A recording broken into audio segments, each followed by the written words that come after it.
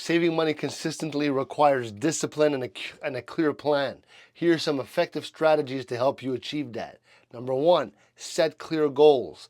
Define specific savings goals, whether for an emergency fund, a vacation, or for retirement.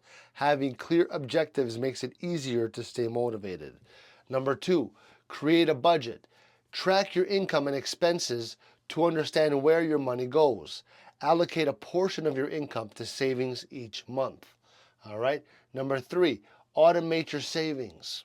Set up automatic transfers from your checking account to your savings account into a TFSA and retirement funds as well. And right after you receive your paycheck, that is. This makes saving effortless and ensures that you prioritize it. Number four, use the 50-30-20 rule.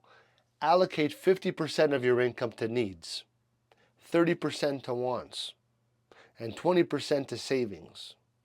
This structured approach helps maintain balance while emphasizing savings. Number five, track your progress. Regularly review your savings goals and monitor your progress. Adjust your budget as needed to stay on track. Number six, cut unnecessary expenses. So identify areas where you can reduce spending, such as dining out or subscription services. Redirect these funds into savings.